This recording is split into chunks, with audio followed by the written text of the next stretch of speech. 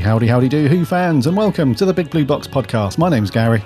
My name's Adam. And welcome to episode 288. Yeah. One day, I shall come back. Yes, I shall come back. Until then, there must be no regrets, no tears, no anxieties. Just go forward in all your beliefs and prove to me that I am not mistaken in mine. Our lives are different to anybody else's. That's the exciting thing. Nobody in the universe can do what we're doing.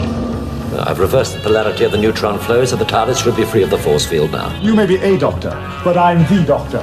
The definite article, you might say. The trouble with time travel is, one never seems to find the time. Change, my dear, and it seems on a moment too soon. Unlimited rice pudding, etc., etc. I am the Doctor!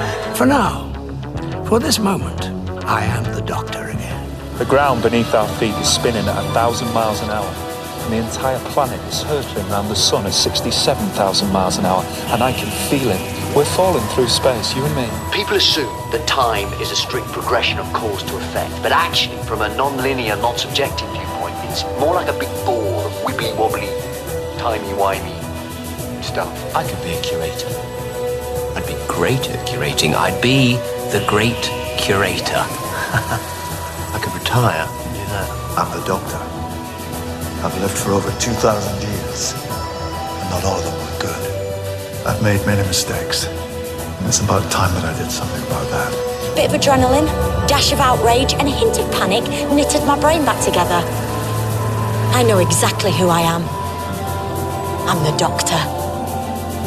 Sorting out fair play throughout the universe.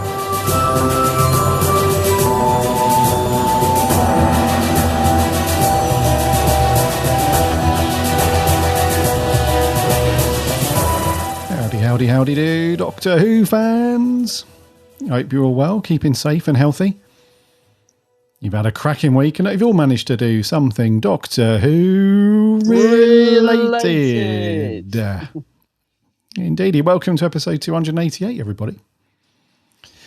It's been a fairly, I was going to say, it's been a fairly slow week for Doctor Who because I'm so used to saying it every single week. But we've actually got a jam-packed show this week. We've got plenty of news and merch to go through, which is going to be good. I was shocked, dude, when I did the research last night and this morning for some news and merch. I thought, okay, well, I might have to continue. Well, the barrel's gone. I've been scraping the barrel, the bottom of the barrel for the past, 6 to 8 months, I suppose. So the barrel's gone. But I thought, I'm going to have to go and see what's out there. But no, there was some good stuff. It's all good. And then we've got the merch as well, which has been nice and steady, which is a good thing. Even if the news itself has been quite quiet. But I hope you guys have all had a good week. And that you enjoyed last week, episode 287, where we went through our review for what was our review last week? The Wedding of River Song, the 11th Doctor story. Wedding of River Song, yeah. You forget that. Yes. Yeah, we had some tweets after that, which is good, saying really surprised at your review. Yeah, I thought people were expecting us to really sort of hammer it and say, I see, yeah. So they thought, a couple of people said you were really kind about that one and surprised at your thoughts. Because, I think it's just one of those stories that people just don't look upon it too favourably a lot of the time. And I think on past shows we must have done over the years when we've talked about series, series 6, or was it 7? 6 or 7? 6. 6, yeah. I thought so. Yeah, when we've spoken about the series 6 in general, I think we've not been uber kind. No, well, that's not a story I thought I was going to particularly enjoy. It's been on our schedule for a while now, and I could see it looming over us, and I kept thinking, oh dear, not looking forward to when we get to that. It's but yeah, I was surprised it wasn't anywhere near as bad as I remembered it. Yeah, it was a surprising review for both of us, I think. Yeah. But that's just one of the cool things about rewatching some of that old stuff when we get around to review time, because quite often, as we know, opinions and views can change, which is good. You've got to keep moving. Change is good. We fear change. I'm just looking to see, actually, you talk about, whenever we talk about opinions changing on an episode, it always makes me think of Battlefield. Have we done that? No, that's the only one that we've got left. It's the only McCoy, isn't it? Yeah, and it's also one of the, I think it's the only McCoy one I've never really enjoyed. And every time I rewatch it, I think this is going to be the time when I like it. And I get the feeling when we come to review it, it might be the time I like it. But because I love the McCoy era, but Battlefield just never worked for me. A lot of it has to do, I think a lot of the time, with me anyway, it's you sort of have repercussions of when you first watch something. So it has an effect on there's like a nostalgia type thing sometimes with a review. So like Time and the Rani, a lot of people destroy it, say it's awful, but I loved it as a kid because it was so fun and vibrant and colourful. So that stays with me. Do you know what I mean? So when I watch it now, I get that nostalgia of, oh God, I remember when the TARDIS landed in a rainbow and is your rack, and so it's everyone has a different experience with stuff, don't they? But yeah, it's a lot of nostalgia with certain episodes for me, and but yeah, Battlefield, I don't know. I am looking forward to when we get to that because I live for the day when it slots into the rest of the McCoy era that I actually enjoy. But yeah, can't get into that one. It's going to be an interesting review, that one. I've saved it. I've tried to prolong the McCoy era for as long as possible, but don't want to finish it. Yeah, inevitably at some point next year. I can't remember when we've queued it in for next year, but we are going to finish up all of McCoy next year. Have you got any story that you just never ever want to put on, but one that we haven't reviewed yet that you think your opinion might change on? Is there any story that sort of lurks in the back of your mind of, oh dear, I'm dreading when we do that, or? Yes, yeah, there's a couple. Which one? Yeah, there's a couple. There's A Christmas Carol. Christmas Carol, yeah. Yeah. There is The Next Doctor. Oh, what? The David Morrissey one? The David Morrissey one, yep. And I think probably from Classic Who, probably Underworld. Oh. No. I think that's series 15. So that one, that was so far in the back of my mind, I'd almost blocked it out completely. Underworld, I'd forgotten all about that. Exactly. Yeah. What about you? Oh well, yeah, that Underworld. Yeah, it's funny you mentioned the Next Doctor. That's the last Christmas special I can remember watching with like all the family. Okay. I remember, and the reason I remember that is because normally they all talk all over it, and I get annoyed, and I watch it later, and then. For some reason, that one, more people seem to be watching it. Like, I remember my dad really liking the giant cyber, whatever he was, the huge, looked like the Iron Man. So, yeah, I always think about that with that particular one. Because after that, I just remember I didn't even bother trying to watch him because the whole family just zoned out of it, gone. Yeah. But, yeah. So, have we not reviewed The Next Doctor? I thought we had. Nope. Oh, gosh. Nope. It's the... I think it's the only... no, that we've got two of the specials, the David Tennant specials we've not done. We've not done The Waters of Mars, and we've not done The Next Doctor. Blimey, I was sure we'd done Waters of Mars. Good job we got this spreadsheet. Yeah, yep. Yeah. So, yeah, no, there's a few. I mean, yeah, that Space Pirates, which thankfully hardly exists. Have we done... what's that Troughton one? The Dominators... We've done that, yeah. Yeah, we've done that one, yeah. There's a couple. Yeah, there's a couple, yeah. It's going to be an thankfully we've got Curse the Black Spot out of the way, because that is another one. I don't know why that particular that's just such a bore fest. Yeah.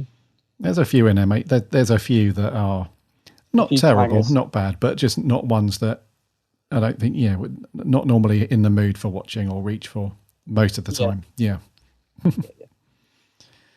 Yes. So yeah, we've got our, talking of plans and stuff, we've got pretty much all of next year. In fact, we've got all of next year already planned out.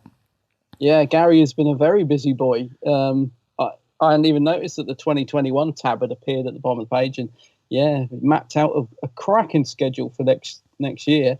Looking at that, there is some great stuff on there actually. There is some great stuff. It's going to be sad though. Why? It's going to be sad next year because... I know why. Yeah, so just past the middle of next year, we would have finished all of the Sarah Jane adventures. Yeah, I know. Which is sad. We would have finished all of McCoy's season steady season. We would have finished all of McCoy's era, which is also sad. And then we'll also be pretty much done with Matt's era as well. I mean, we would have finished up Tennant's era next year and pretty much done with Matt as well, bar a couple of stories. Blimey. So yeah, we're going to be saying goodbye to a few things next year. Yeah, well, it's inevitable. We'll just have to start all over again because, like you said, opinions change. Yeah. I'm sure there are stories. In fact, I know there are stories that we've reviewed that perhaps less favourably that I've watched since and thought, oh, actually, I quite enjoyed that. There's a Hartnell one recently, wasn't there, that we didn't think was particularly good. Which one was it? The Crusade, was it? No, not Crusade. The one where he's all jovial and happy and. Oh, is that the Aztecs? No, the like Romans. The Romans, yes, the Romans, I think. Yep. And I watched it again recently. I was thinking, I was quite enjoying this. It's quite good fun, but I think I've slayed it at the time. So depends what mood you're in sometimes, doesn't it? It does, mate. Absolutely. Yeah, depends what mood. But yeah, some cracking stuff for next year. Indeedy, yes. Get this horrible 2020 out the way. Yeah, 2020 can do one, mate, to be fair. Yeah, it's a write-off. It's a write-off, yeah. Well, hopefully we're here to keep you smiling. In Doctor Who fandom, which is equally, in some respects, can do one this year. So we have got some news and merch to go through, and then we're on to our review of the Sarah Jane Adventures with Death of the Doctor, which is going to be good, because I know you've seen this one, and I haven't. Well, I have now. That's right, yeah. You know what I mean? Yeah, I was going to say, I hope you have now, yeah. So that's going to be good, but before that, you've been up to anything Who this week? A little bit of Who. I managed to get in a bit of Big Finish. I listened to, because it was actually inspired a bit by, I think we were chatting about Susan, weren't we, the other week? And I thought, I suddenly remembered that I'd only listened to some of, they did that Susan's War, which was Caroline Ford and William Russell. And I suddenly remembered that I hadn't finished that off. So I listened to the next story in that, which was called Uncertain Shore, which was enjoyable. William Russell wasn't in this one. It was just a Susan story. But it's Susan later on. So, yeah, it was good. I really enjoyed it. I had the Ogrons, am I saying it right? Ogrons in it. The ones that talk like this, no complications. Oh, yeah, They were in it, which was nice. So, yeah, that was pretty good. Caroline Ford's really good on Big Finish. I still find the character of Susan really interesting. And it's funny, we've talked about whether they should explore more about who or what she is, but I love actually the fact she's a bit of an enigma, Susan. So kind of hoping that they don't. But yeah, so I listened to that. I've been reading a bit more of Tyler Victorious, King, Fool and the Dead. It's such a short book. I should have finished it in a day, but I read a couple of chapters every night, and I'm really enjoying that. I can't remember if you picked that up yet. I have, but I've not started it. Yeah, it's good actually. It is. So I'm about halfway through, or just nearly halfway through. It is a really short book, such an easy little read. I think you're going to like that. It's very enjoyable so far. I really like it. And the only other thing I've done is I won't be doing this anytime soon. I won't be doing this again anytime soon because we were talking about the Dalek sets the other week, the B&M Dalek sets. We went to get the grocery shopping a couple of days ago, 2 days ago, and across the road is a B&M. And I thought, well, other half can go and get all the pizzas and all the fruit and veg stuff we need. That, and I'll just nip over the road and just see if they got them Dalek sets. Mate, it was heaving. I should have learned from the last time we were in lockdown, but I didn't. They had no one control. We are supposed to be in lockdown, right? Supposed to be. Yep. Yeah. So I've got my mask on. I wander in. Legitimate reasons for being out because we're getting our weekly shop.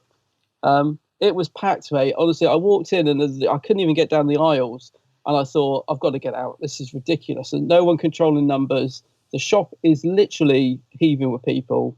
There's no distancing. I thought, this is horrible. It made me so anxious that I should have learned from the last time I went in B&M during lockdown. So I sort of went to the shelf, quickly looked, no, they haven't got anything, and I was straight out of there. But I won't be doing that again because I'm joking aside, it was horrible. Mm-hmm. There's just so many people. I thought, what is going on? Why are they not controlling this? This is terrible. So as much as I want those Dalek sets, I won't be going to be an actor. I'm just gonna get them from eBay or something. I honestly can't put myself through that again. It was horrific. Mm-hmm. So yeah, that was a mistake.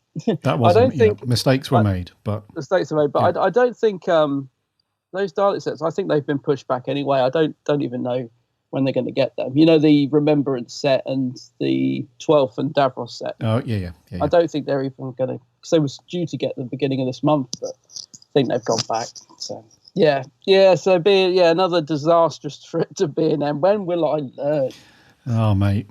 When will I learn? But the only other thing I've done is I did manage to get a bit of filming done this week. So I've got a new vid coming out, looking at the new Doctor Who calendars, which I know you're not a fan of. So don't go leaving a thumbs down, because I know you don't like it's the classic one you don't like, isn't it? You don't like the cover. I'm not sure because I think that I've seen 2 versions for next year. Oh, okay. I've seen 2. Yeah, one of them looks pretty good. The other one looks awful. I think have a look at the vid and see what you think, because I must admit I saw the cover. I think it's the one you didn't like, and I thought, and now I've got it in hand. The cover, not great, but I love the stuff inside. Like it's done like a sort of comic strip style. That's the one. Yeah, and I really like it. But see what you think when you. I don't know. Maybe it'll grow on you, or maybe it won't. I'll have to give another one of your videos a thumbs down. Oh no! What a shame! I keep seeing this thumbs down. I think it's Gary. I know it's Gary. So yeah, I got that today. I've got to finish editing that up today. So that's what I've been up to. Just a little bit of that. But what about yourself? Oh, nice, good. Not too much Doctor Who, because I'm not going to lie, mate. The old my new Xbox arrived this week. Oh, the old Xbox. Yeah, Series Is it X. Big? No, not really. Photo, it looks massive. No, it's not really. Oh. Not really. I think in the pictures it looks quite big, but... It does look like the size of a radiator or some sort of... yeah, it's not. Some sort of air purifier. Yeah, it's not too big. It's all good. Yeah, so I've been on that, obviously, quite a lot. So I haven't done too much, but I have watched some Extra Who. So after I watched the Death of the Doctor episode for Sarah Jane, I thought, it's just another... we say this every time about Matt, but every time we watch Matt, he just goes up another little notch up on the coolness factor and just how amazing he is. So I went back and watched some of his stuff afterwards. So I watched the 11th Hour classic. We haven't done that all together yet. We've done a commentary on it. That's right. But we haven't done a review. So we'll leave our thoughts for that. And then I watched The Beast Below. I was going to watch Victory of the Daleks after that, but everything's Daleks at the moment, so I gave that a skip. Actually went on to one that I haven't seen in bloody ages, mate, which is The Vampires of Venice. Oh, no, I haven't watched that for ages. Yeah, like a long time. We reviewed it back in episode 86, which would have been, I don't know, like early 2015. Blimey. Our review for that, yeah. So I've not watched that in ages. So I watched that and then Amy's Choice, which we reviewed even longer than that, back in episode 37, so 2014. So, I had a bit of a Matt Smith binge, which was really nice because I just sat there, I was in front of the TV, I just watched the 11th Hour, had a cup of tea, and I thought, I'm just going to keep going because Matt's so good. He is good. Even in a story that's not so good, he's always good. Yes, exactly that, yeah. So I thought, And also we've had a bit of our love's been rekindled a little bit for some of the Moth stuff as well. So it all kind of fitted together nicely since... our review from last week. So it's done a bit of watching of Who as well, and that's pretty much it, mate, for my Doctor Who this week. The only one Matt couldn't save was Nightmare in Silver. Ooh. It's the only one I think that springs to mind where Matt just couldn't save that for me. Just couldn't. I don't think that's never gonna be one that I change my opinion on that. Yeah, has that left a scar, that one? That has left a scar, yeah. Oh, mate. That was quite late on, though. When was that? That was quite late on in Matt's run, Series wasn't it? 7, isn't it? Series 7, It's got those annoying... even thinking about it, it's got those annoying brats in it. And Matt doing the sort of double... What was the thing called? He was the Mr... he had that thing on his face. Oh, yeah. Mr. something or other. Mm-hmm. He had to keep switching between characters and... Clara just taking charge of the big old gun. Oh, God, no. No. Come on, we're on a good vibe at the minute. We're on a good vibe, with Matt and the Moff, so let's keep that going. Let's not talk about some of the atrocities that have been committed. Yeah, Series 5, though, some good stuff in that. Yes, that's very good. Yeah. Indeed, yes. Yeah, so that's been us for the week. Before we crack on with the show, remember you can subscribe to our show on whatever podcast app you get your podcasts on. Just do a search of the Big Blue Box Podcast or head over to the website, bigblueboxpodcast.co.uk. You can listen to all of our shows on there. Plus, you can link off to the various social networks as well. We're on those. Just give us a like and a follow. We chat Doctor Who throughout the week, and we have a free Discord server as well. There's a link on the website to that. Come and hang out and chat Doctor Who with other Who fans. It's all good over there. And remember to check out my co-host channel over on YouTube, The Geek's Handbag. Yes, should be a new vid up any day now. Indeedy, yes. Yeah.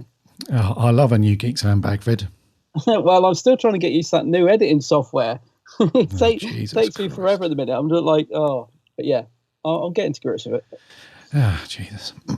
Yeah, so check out Adam's channel, The Geek's Handbag. And Adam's on the socials too. Under the same name, The Geek's Handbag.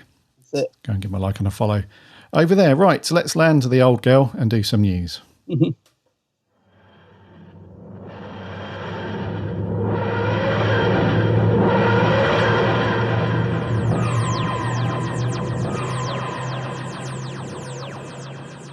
Oh, it's one of those weeks, buddy, where we have to kick off with some sad news. Oh, no. I bloody hate kicking off with sad news. Yeah. Geoffrey Palmer, who most of us will know after a very, very long career in television and film, has sadly passed away, left us at the age of 93.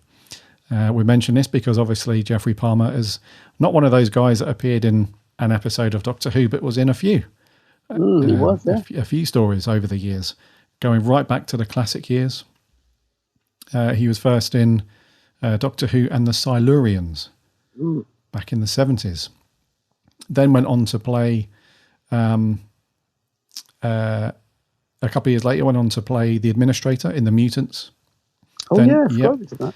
Yep, then went on to play the role that's probably newer fans would know him for, played the captain in Voyage of the Damned. Yes. The Tennant and Kylie story. So he's been in a few stories of Doctor Who over the years. Like I said, a really long career. I think a lot of people would know him for, he was in things like As Time Goes By, like my parents. That's it. Yeah, my mum watched that. I was trying to think of the name, back in the day, and I think even earlier, the Fall and Rise of Reginald Perrin. Yes, another classic TV show here in the UK. So don't forget Butterflies. Oh, Butterflies, yeah, of course. And very old. And he wouldn't be an actor who appeared in classic Who without appearing in obviously one of the two stories back in the day. This one being Z-Cars. Yes, of course. Yep. So classic Who, 99% of the actors who appeared in any episode of Classic Who would have also appeared in either Z-Cars or Dixon of Dock Green. And Mr. Palmer appeared in Z-Cars. So a really long career, and it's another just crappy bit of news for 2020. But had a very good long career and a good old innings at 93 as well. So we say goodbye to Geoffrey Palmer, unfortunately. Yeah, he popped up in loads. He's just one of those actors, and he's been in so many shows over the years, in big parts, little parts. So sad news. Right, going on to some happier news. Somebody is going to win a VIP tour of the Doctor Who set in Cardiff, and it's all in aid of children in need. So the lucky winner will be drawn from a list of entries, and it's available to those in the UK only. Basically, what you have to do is text the word doctor in capitals to 81155, which will donate £10 to children in need. There is an option to opt out of that £10, I think, if I'm understanding this right. So you can just text if you want to be entered. Is that right, Gary? That's correct, yeah. The way it's worded, I believe that's what it means. The visit will take place as soon as it's safe to do so. And the winner will also get a personal video call from the current Doctor, Jodie Whittaker, and Mandip Gill. As well as that, you'll receive a host of exclusive Doctor Who merchandise. Wow, some of which is going to be signed by the cast. So a fantastic prize, a really, really good prize, actually, and a great cause. So get your taxes in, don't opt out, donate £10. It's definitely worth it. Whenever I watch these children in need videos, the cause and you see where the money goes, it genuinely is a great cause. You must be 18 or over to enter, and the prize draw will close at 2 p.m. on Monday the 23rd of November. Now, it's an interesting date, isn't it? I wonder why that sounds familiar. So that sounds good. The winner will be randomly selected and notified by phone on Tuesday the 24th. Blimey, they're not messing around, aren't they? So it closes the 23rd, 24th, you'll get that call. So be standing by your phone, because that is a great prize, actually. VIP tour and lots of goodies, personal phone, video call, amazing. Yeah, that'd be an awesome prize. Yeah, a trip to Cardiff in itself is very cool, but to get a tour around the set would be awesome. So, yeah, and just to clarify what Adam was saying, so when you text the word Doctor, you then have a sum of £10 that will leave your account later on. So it won't be straight away. So when you text the word Doctor, you don't then get £10 taken off. So what they give you an hour. So once you've texted in, you then get 1 hour to text the word cancel. And if you text the word cancel, that will then stop that £10 from coming out. But you have to do it within 60 minutes of texting. After that, they'll take that £10, which is, as Adam said, all towards a good cause. And just to obviously recap on the T's and C's as well, because I don't want anybody thinking that if they text afterwards, after the 23rd of November, which is the shut-off time at 2 p.m, if they do that afterwards, I don't want people thinking, the Big Blue Box podcast said we could do it. So just to clarify, the draw closes at 2 p.m, Monday the 23rd.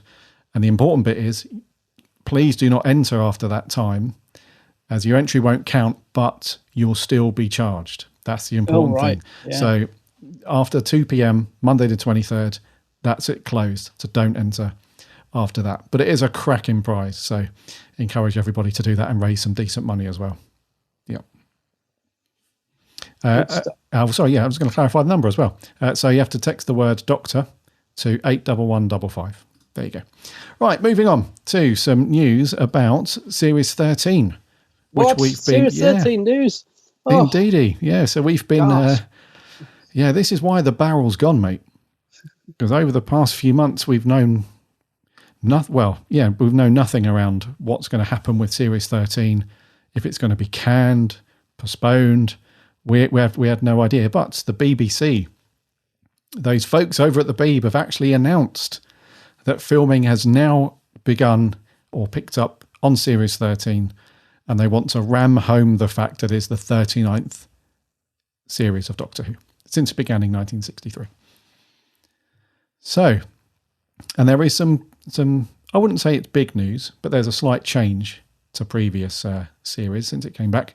But anyway, the 13th Doctor is on her way back, with Jodie Whittaker once again reprising the role as the Doctor, but next season's run will be curtailed to just 8 episodes due to current restrictions over COVID-19. So with safety protocols in place, the Doctor Who team are now filming under strict industry and government guidelines to ensure the safety of all cast and crew. Due to the added time and protocols required, the team will be completing a total of 8 episodes rather than the usual 11. So that's the big news. We're not going to get 11 anymore. They're going to chop it down a little bit to 8. And showrunner, the old chib bag, has said it's the strangest of years. The Doctor Who production team have worked wonders to get the show back into production. We're thrilled to be back making the show. Given the complexity of making Doctor Who, and with new and rigorous COVID working protocols, it's going to take us a little longer to film each episode, meaning we expect to end up with 8 rather than the usual 11. But rest assured, the ambition, humour, fun and scares you expect from Doctor Who will all still be firmly in place. For everyone around the world, this is a challenging period, but the Doctor never shirks from a challenge.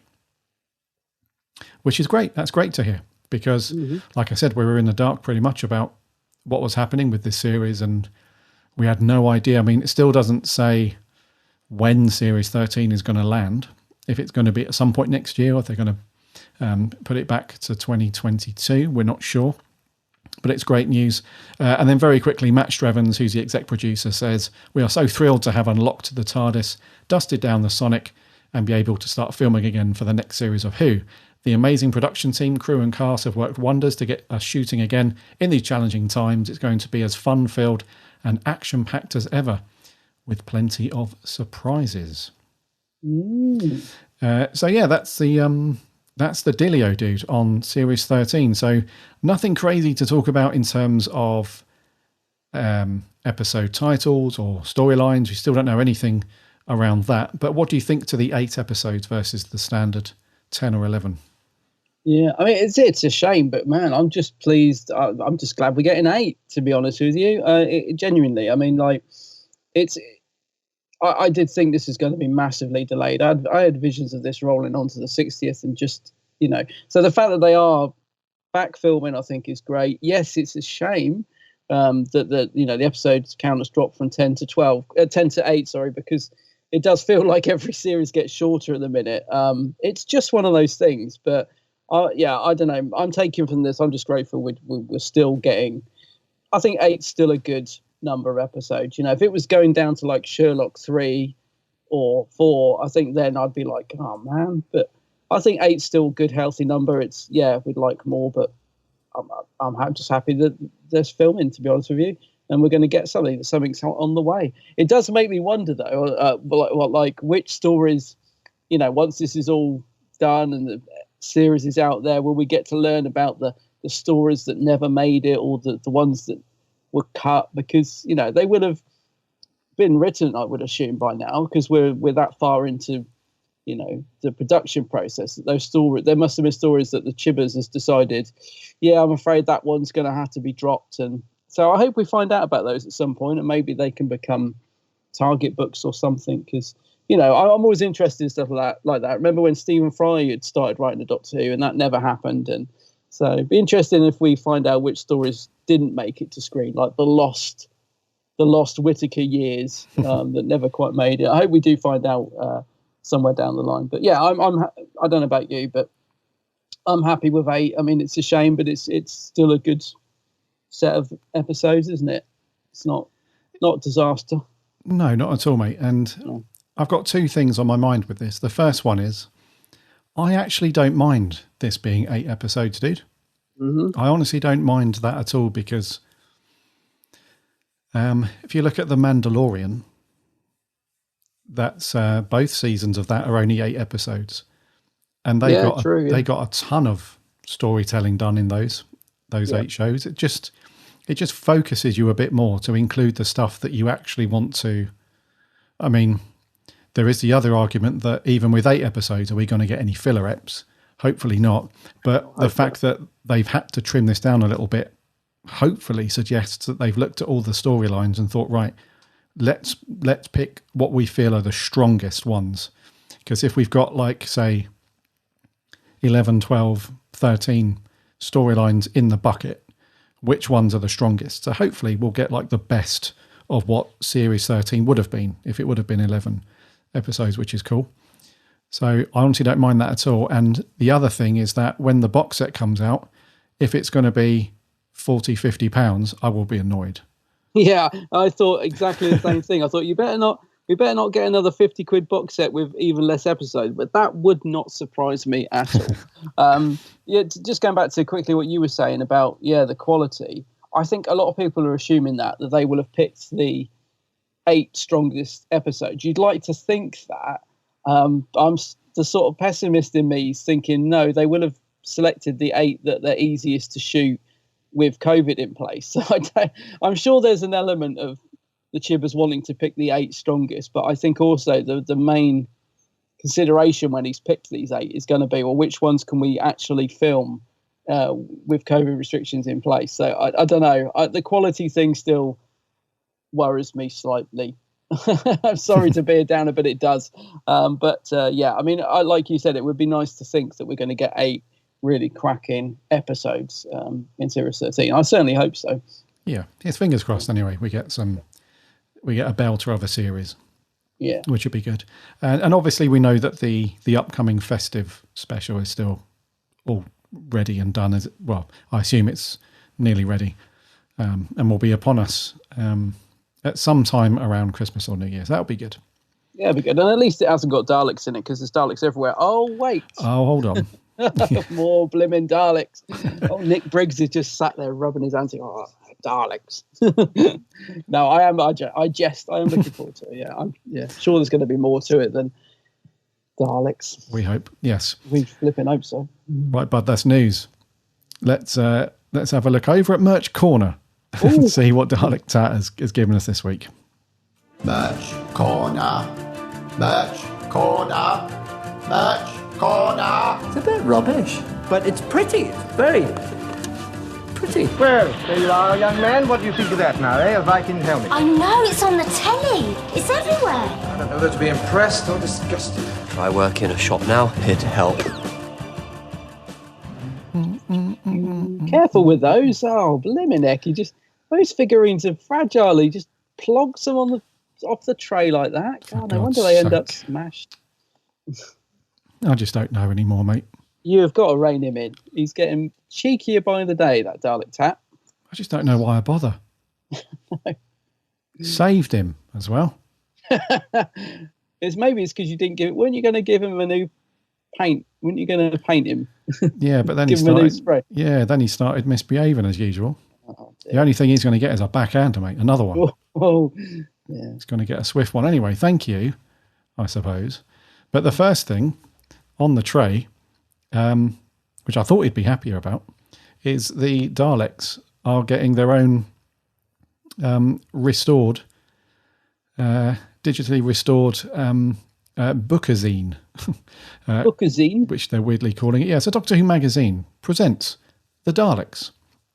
And I'll be honest, mate, I know we've had a bit of... I feel like we're suffering from a bit of Dalek fatigue right now. Yeah. Because every single thing seems to be involving the Daleks. However, this does look very, very cool. So, first published in TV Century 21 back in 1965, ran for a couple of years through to 67. The Daleks was devised, as we know, by Terry Nation. And the collector's edition has got every single instalment from that magazine. So all 104 instalments, and they've all been digitally remastered. And the vast majority of those remasters have come from the original artwork, which amazingly is still around, which is great. So the bookazine also includes new features about writers, illustrators, and the publishers who created the original Daleks comic strips, and including a detailed interview with artist Ron Turner. The editor of the bookazine, Marcus Hearn, says, "This is the fulfillment of a long-held ambition. I loved this strip as a child, and now having seen the stunning restoration by Doctor Who magazine art editor Perry Godbold and her team, I admire it even more. You can't really say the Daleks has been restored to its former glory, because I think it now looks better than it ever looked before." Which is amazing. I think this looks really good, dude. So I'm not going to give you the next bit of spiel about where you can buy it, because I looked into this morning and it is sold out everywhere. Brilliant. So unless you can find it in a newsstand somewhere, I think your best bet, because it does say that it's on sale at WH Smith and selected supermarkets from the 11th of November, which was yesterday. We're recording on Thursday the 12th. Unless they've got any left, if you just wander into a Sainsbury's or an Asda or something and they've got any left, absolutely pick it up. Definitely pick it up, because these are going to go and have gone really quickly. And I assume that in years to come, these will be quite rare. So I would grab this if you see it. You can also get it from Forbidden Planet, but they are sold out right now. You can get it from a place called newsstand.co.uk. They're sold out right now. The only place you can get it, and I know you're going to hate this, mate, is you can get it as a digital edition from the website pocketmags.com. And that will set you back $8.99. But the regular print edition will cost you $9.99. But yeah, this looks awesome, dude. You up for this? It does look awesome. It does look amazing. I want it now. Yeah, it looks great. I love it. I love the old sort of style of comic, Dalek comics. So yeah, it just looks great. Really, really well. Try and pick this up. Definitely. Right, the other thing that Dalek Tat threw down, which is quite a delicate thing actually, is a Doctor Who TARDIS console collection from those guys at Eaglemoss / Hero Collector. So this is a set that features the first, fourth, as in the wooden console fourth, 5 Doctors and 12th Doctor console figurines that they did. I own all 4 of these. I have to say they are lovely. Especially that 12th Doctor one. It really is. When that arrived, it's beautiful. The picture doesn't really do it justice because it doesn't have a glass tube like the other ones do, which a lot of people were a bit miffed about. But I'll tell you, in hand, it's a beautiful thing. So you got the 5th Doctor console as well, which is really nice, and the 1st Doctor console. The wooden one's a strange one because it has this little sort of handlebar at the top, and it's really hard to get one to arrive without that arriving smash. It's so delicate, that little frame on the top of that console. But it's a really nice set. These were available individually. They were around 20, 25 quid each, I think, when they first come out. But you can get this whole bundle for £68.72. It's a weird price, isn't it? Exact maths, mate. There's obviously a bit of a special offer going on to get these 4 sets. So if you want some TARDIS consoles, and they are very, very nice, I must admit, they look great on display. Yes, you can pick them up now as a bundle for £68.72. Any of those consoles you like the look of, my friend? I know you won't be buying them, but any of those you wouldn't mind having on your shelf? Yeah, I really like them all. I really like. No, you don't. Do you? No, I do. Yeah, I really like them all. They look. Oh, I didn't think you'd like these. They look really good. I particularly like. And this is going to sound weird, but I particularly like the 5th Doctor's console. It does look very cool. And I also like the 1st Doctor console. Yeah. Looks very good. They're nice. They were, FP did have them individually reduced. Don't know if they still have, but if anyone's listening and they might want to check FP, just type in TARDIS console, because they were reduced to like $13.99, I think, some of these individually, if you just want to pick them up, 1 or 2. But if you want the whole lot, the whole shebang, get yourself over to shop.eaglemoss.com and have a look. Yes. We might as well wrap the other 2 bits in the same bit of merch as well. What was that? Was there more? There was more, mate, yeah. Oh, yeah, there's more. More? Oh, yeah. So from Eaglemoss also, we have the Genesis of the Daleks Ultimate Bundle. Oh, gosh, yeah. Which looks amazing. So this is a pack where you get... So, you know those figurines that Adam just mentioned, they're normally around, what are they like? Like just 3 or so inches high, I think. They're not that tall. Yeah. But Eaglemoss also do these things called the mega statues, which are like really, really tall, like much larger variations on those figurines. So they're doing...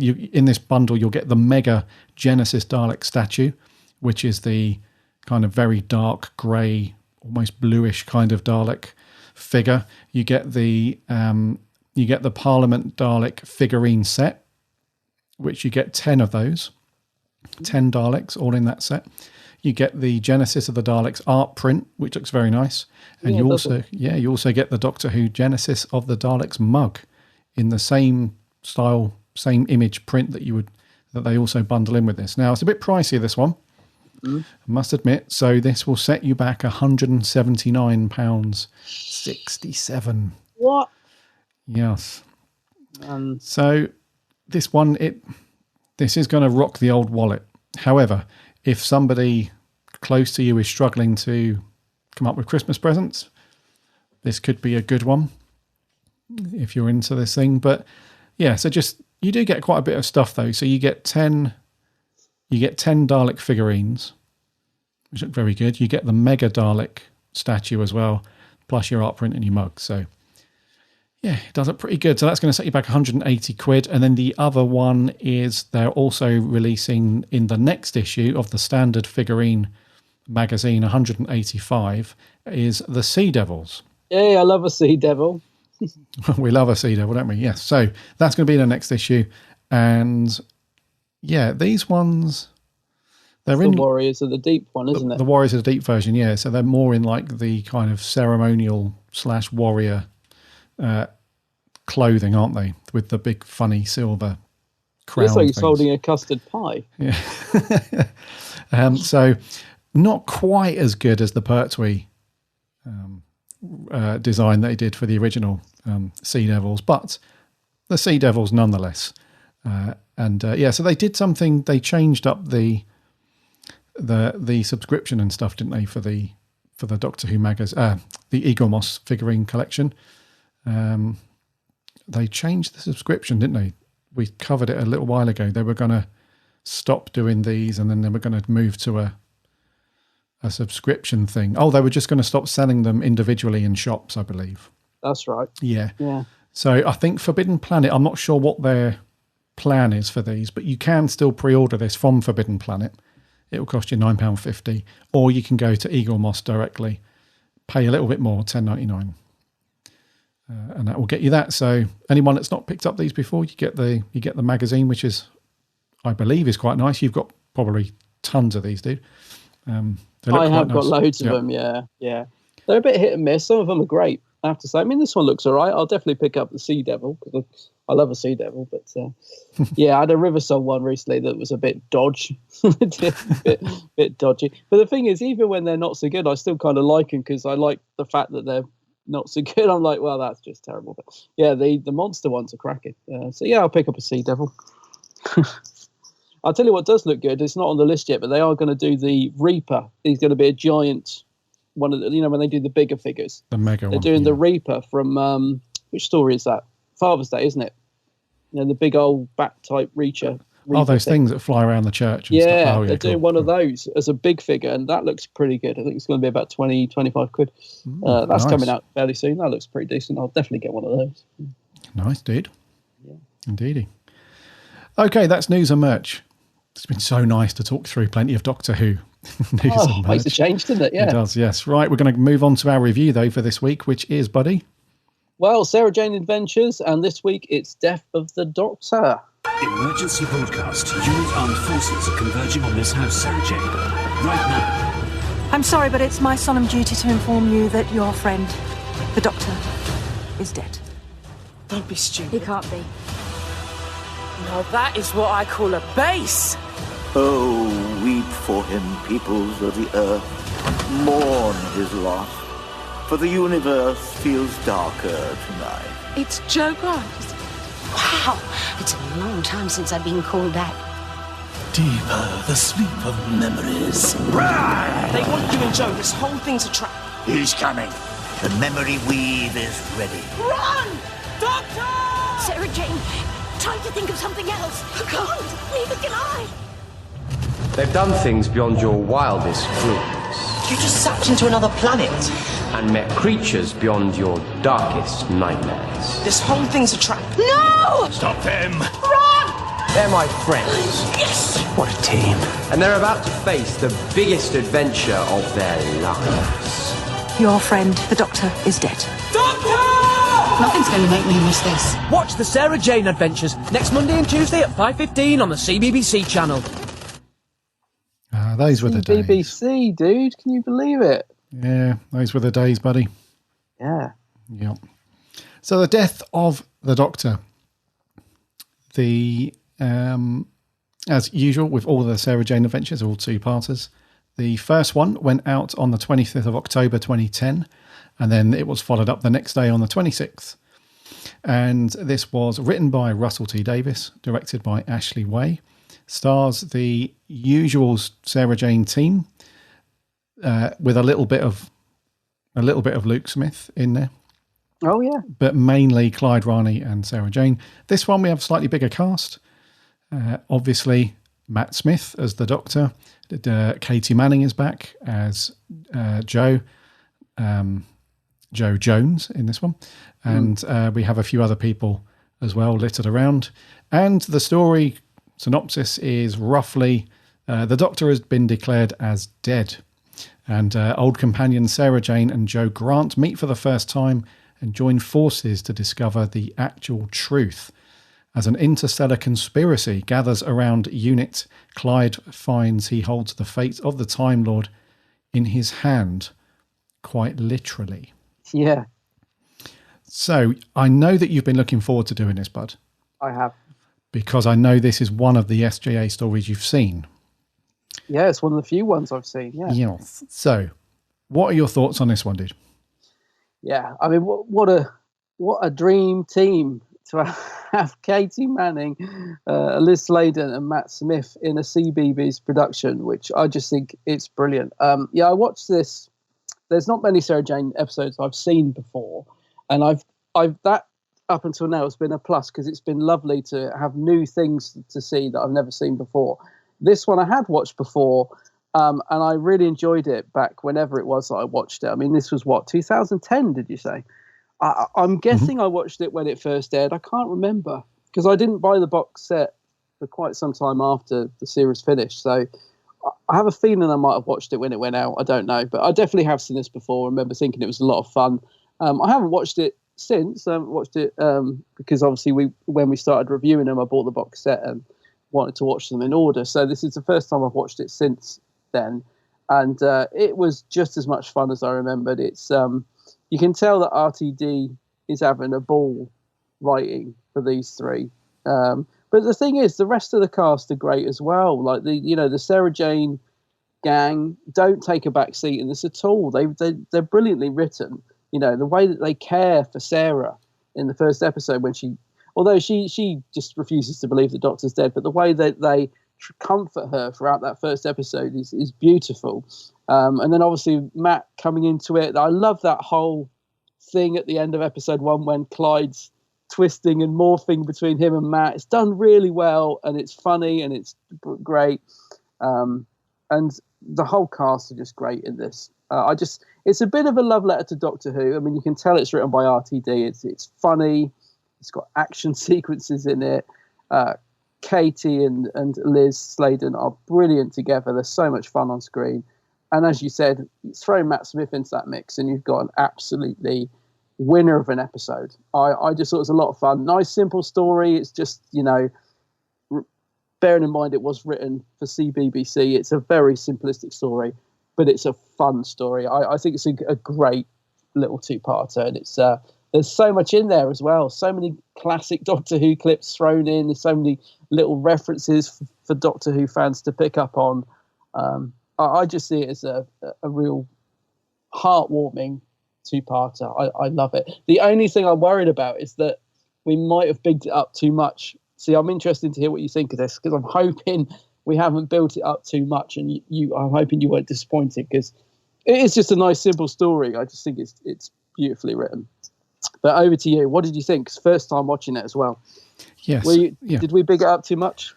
No, I don't think so. The only Good. Yeah. So you had said that you had seen it before, and you thought it was a great story. Some of our listeners have said how good a story it is.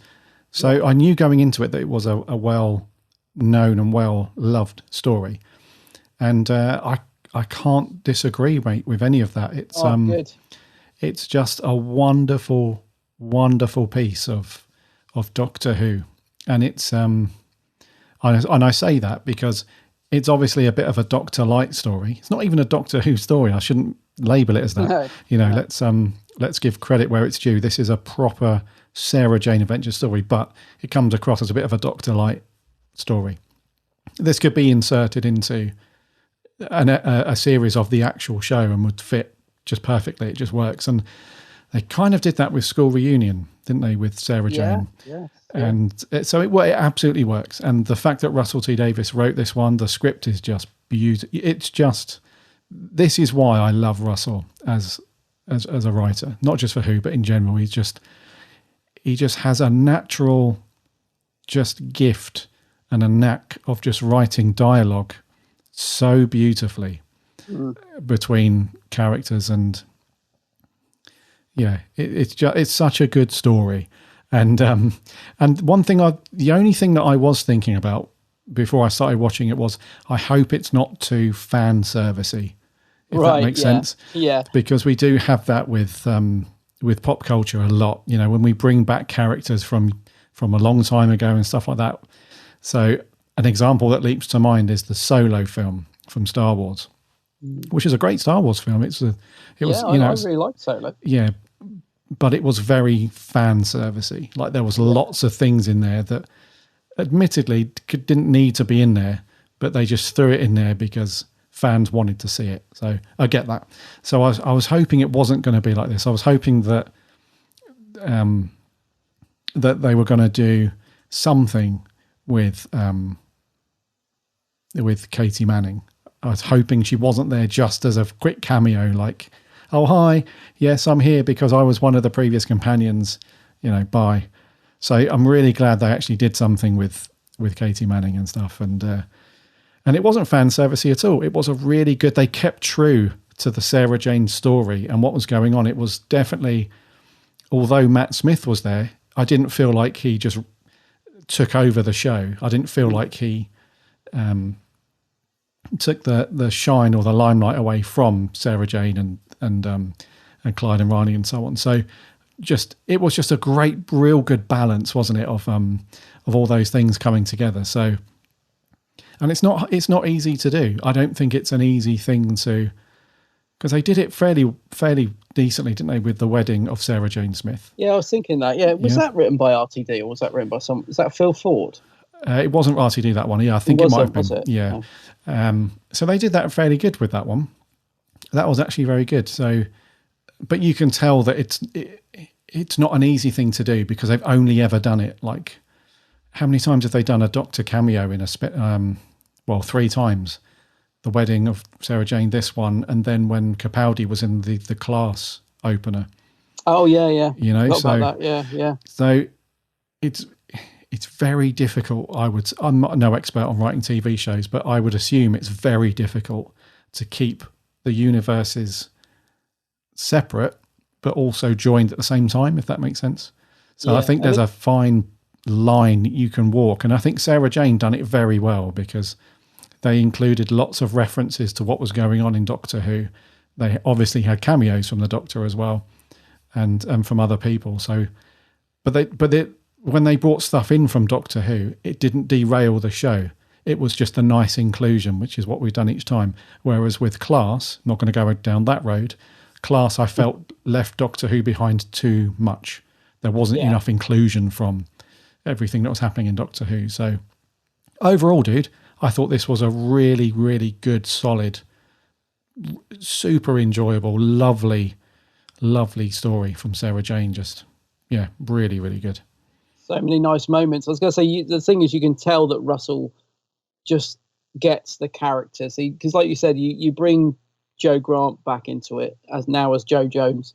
And he doesn't just throw her in there as a bit of light relief. There's some great comedy moments. Her entrance, for example, is just typical of her like, dropping all the stuff and making a noise and then realizing she's, just interrupted the service.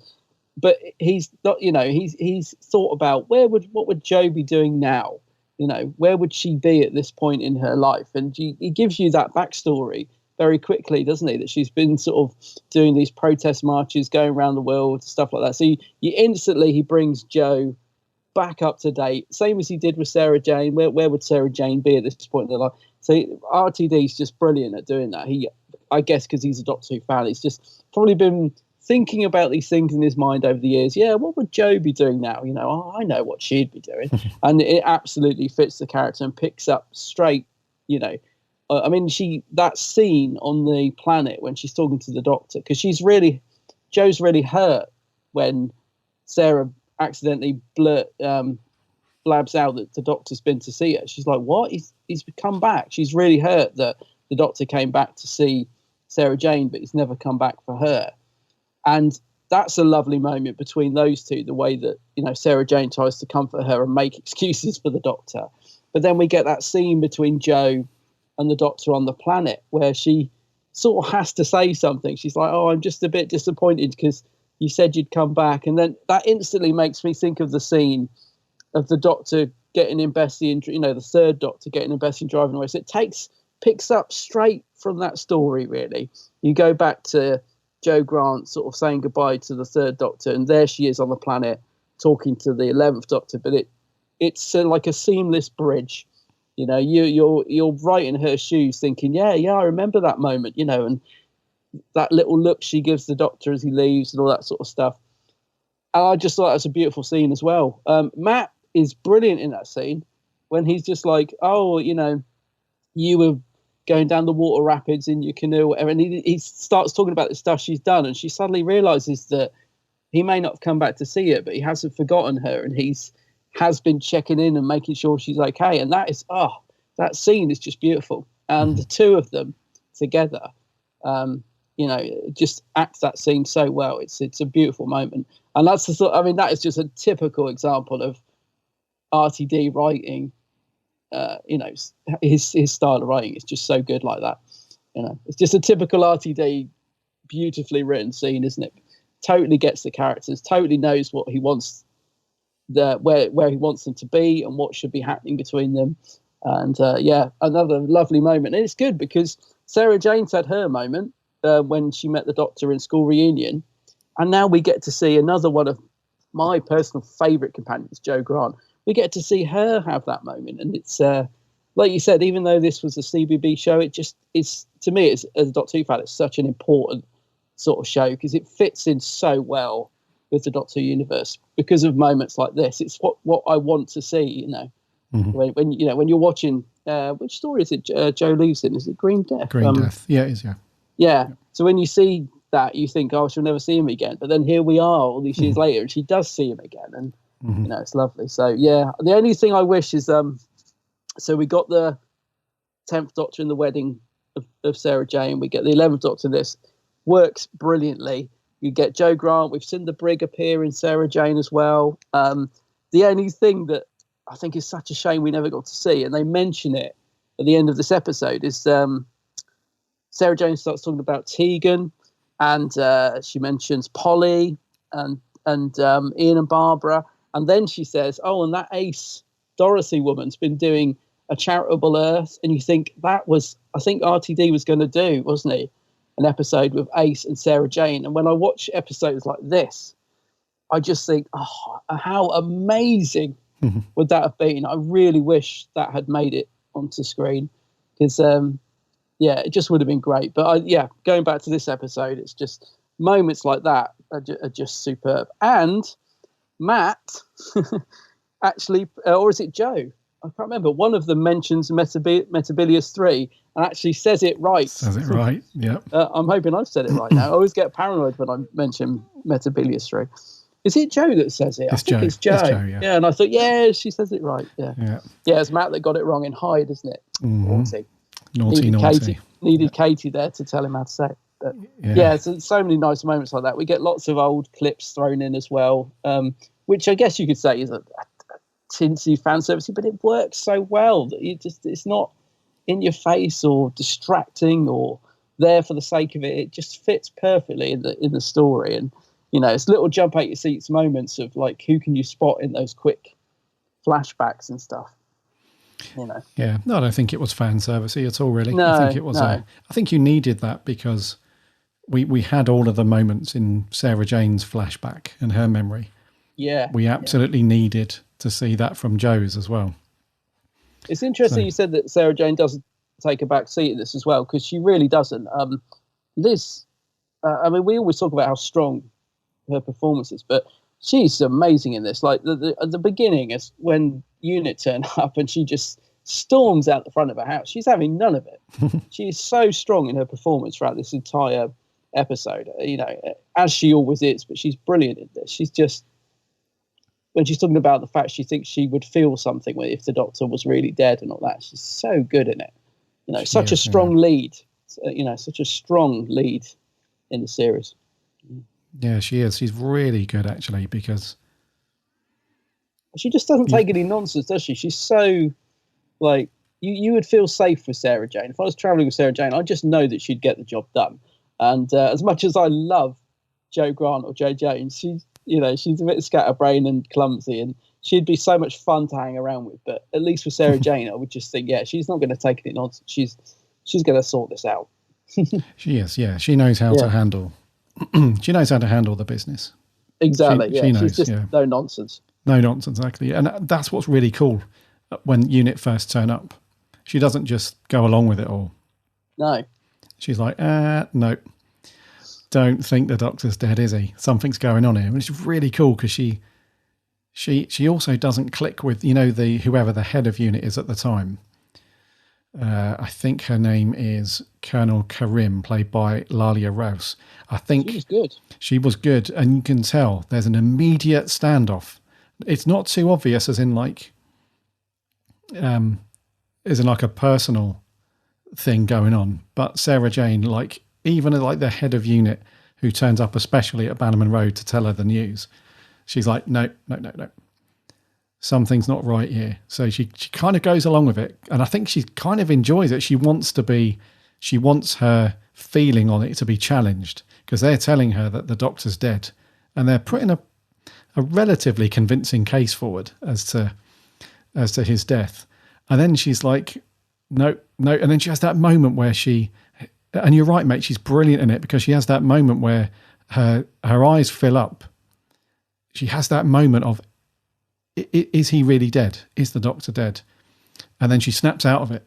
And then she's like, actually, yeah, I'm going to come. I'm going to come to the funeral. Let me have a look. She's almost like, I want to see how far you're going to carry this farce on for. She's like, I'm looking forward to it. Let's go to the funeral. Yeah. And I also like the fact she says that she wouldn't, even if I see the face, she suddenly dawns on her that she might not even know if it's him. I thought, yeah, that's interesting, isn't it? Like, they could show her, here he is, and she'd be like, So I thought that was quite interesting as well. Yeah, she wouldn't know. It could be, he's regenerated sort of thing. And she's just going by the gut feeling, isn't she? Surely I would know if he'd gone. Yeah, and that's kind of one of the cruxes of the story, I suppose, is that when you take away the top level of it, which is a conspiracy from the giant vulture people. Yeah. When you say the Shan-Sheath, when you take away that stuff and the conspiracy from the head of unit who's like, she's seen everything there is to see, and now these people have promised her that they'll take her away to the stars or whatever planet and all the rest of it. When you take that away, really it's about the relationship and that kind of feeling, that connection that will forever be there between somebody that's travelled with the Doctor. So that's what it's really about, isn't it? It's around both, because there's that moment when, after Jo very comically comes into the funeral or the service late, she sits next to Sarah Jane, and they have that moment, don't they, where they're like, yeah, I haven't felt it either. No, I haven't felt it. And both of them have kind of got that same realisation that, no, he's not dead, because neither of us feel anything. We just feel like nothing. So, and then when they do finally meet the Doctor, like you said, that lovely scene when they get switched out from Clydon on that planet for a while, and they go through that lovely scene, and Sarah Jane's expression when she first sees this version of the Doctor, because she last saw him as David Tennant's version.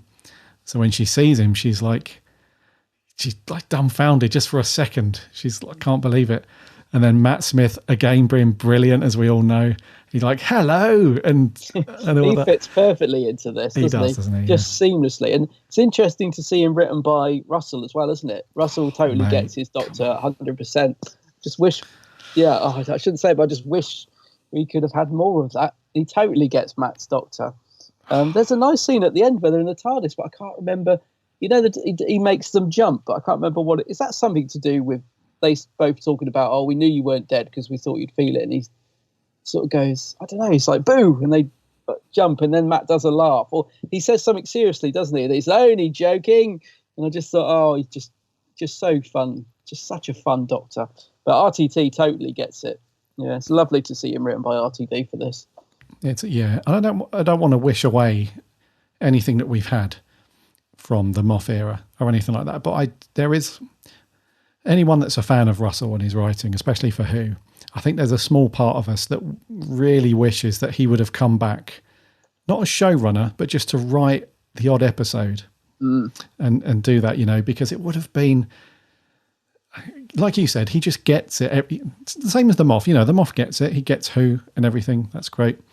But Russell just really gets I've said it 1,000 times, we'll probably say it 1,000 more, but he just gets the characters and how they fit together. That's the best thing about the RTD era and his writing. Yeah. And he's so lovely at the one, like the humour, as well as, because he's great at writing the emotional stuff. Absolutely fantastic at all that stuff. But he's so good at the humour as well. I mean, there's a bit where I loved it. I genuinely laughed out loud when Joe's in the memory machine. And they're like, we're going to take your memories. And she's like, well, I'm getting on a bit. The memory's not what it was. Things like that. And I just started thinking, this is just, wonderful stuff. Mm-hmm. And it's also, I think that scene you were talking about at the end in the TARDIS, where the Doctor's like, because both Sarah and Joe, they tell him, look, we knew you weren't dead. And if you ever die, they truly believe that they would feel it inside. And the Doctor sort of comically, in a serious way at first, sort of goes along with it. He's like, I think if, the whole world would quiver or something. Yeah, that's it. Yeah, the universe might shiver.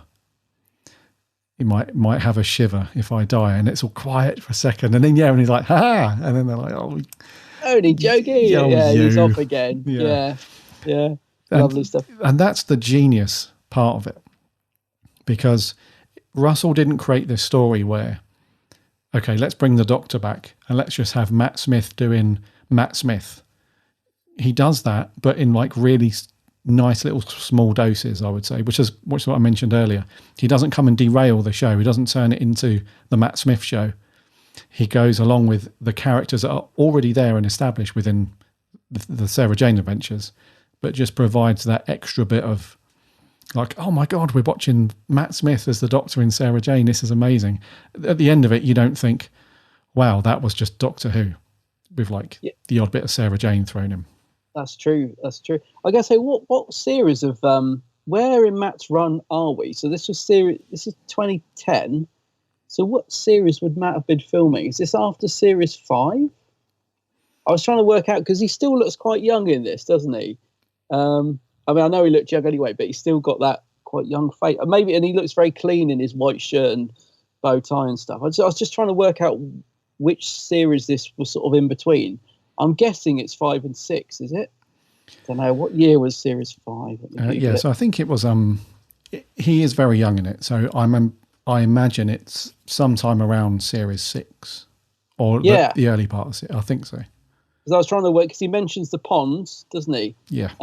Which is another nice moment, and something I hadn't even thought of, was when he says to Joe, I'm travelling with the ponds now, and they're married or something. And then Joe's a bit hurt by that. She's like, oh, so you're travelling with a married couple? Because she's thinking, why couldn't you travel with me and Mr. Jones? And so that's, again, another really nice moment. So maybe it's a little bit later on in the Doctor's era.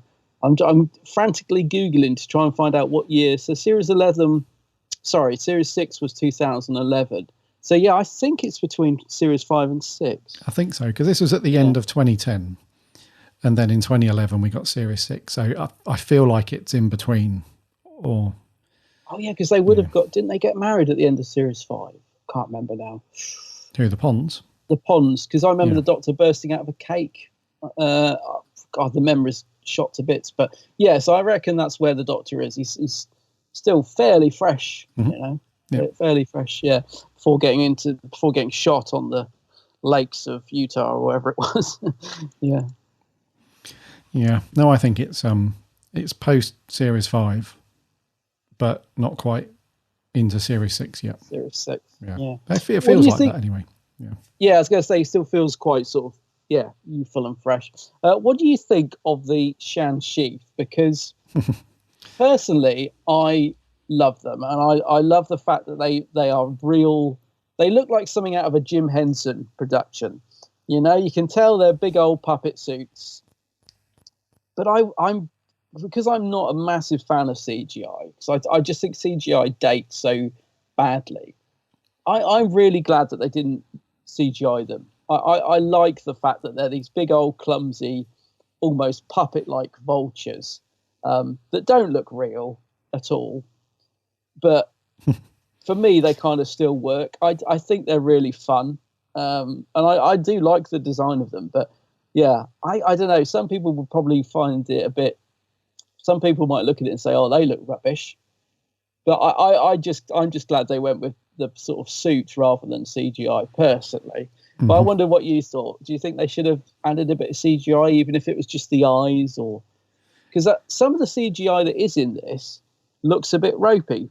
To be honest, there's a shot of the unit base which I think maybe if it wasn't on screen for quite as long would probably look better, because it seems to hold on the shot, and you can really get a good look. And the CGI in that shot's not particularly good. The CGI rocket is okay. That's better, but yeah, I don't know. What do you reckon to the Shan-Chi, like, as in the costumes the actors are wearing? Do you think they look a bit naff, or do you think there's kind of a charm to it? Yeah, if I could show you, I don't write my notes in a notebook, they're on my computer, but if I could show you my notebook, it would say that the Shan-Chi looked like a Jim Henson puppet. And I love that dude. I absolutely love it. Yeah, cool. Because I think it would have been too much of a talking point, the bad CG, if they'd have tried to have done all of those puppets as CG. It would have been a bit like trying to do the Bane, not the Bane, the Slitheen as CG, you know, and that sort of thing. It's you definitely get, I don't know, you definitely just get a more. And also the actors have got something they can act off of as well. Sometimes it's not only the bad CG that's the problem. Sometimes it's the actor trying to act at nothing that, you know, creates a little bit of weirdness at times. So it does give those actors something to actually act against. But they do look, I don't know, they've just got this, you know, like the old stuff like the Dark Crystal and... Oh, that's it. You know? That's what I was trying to think of. Yeah. Dark Crystal, yes. Yeah, those old sort of Jim Henson-y. Perfectly in that, yeah. Yeah, it looks like they were just plucked like directly out of like a really old thing, like the Dark Crystal. Yeah, so they look really cool, dude, and voiced really nicely as well. So Dave Bradley doing the main voice of the main one, and we've got as in the David Bradley. Yeah. I didn't know that was him. Yeah. Oh gosh, I thought I recognised the voice. Because, I didn't realise that was David Bradley. Wow. Yeah. Legend. Yeah. So, yeah, I thought the Shan-Chi, they were okay to a degree in terms of what they look like. They've got that, like you said, that kind of puppet look that we all know 100% they're not, you know. But it doesn't break the barrier, though. You don't think like, oh, wow, I'm going to stop watching this because these look ridiculous. It doesn't have that kind of effect like old school man in a rubber suit classic Who in a few stories. It's not like that.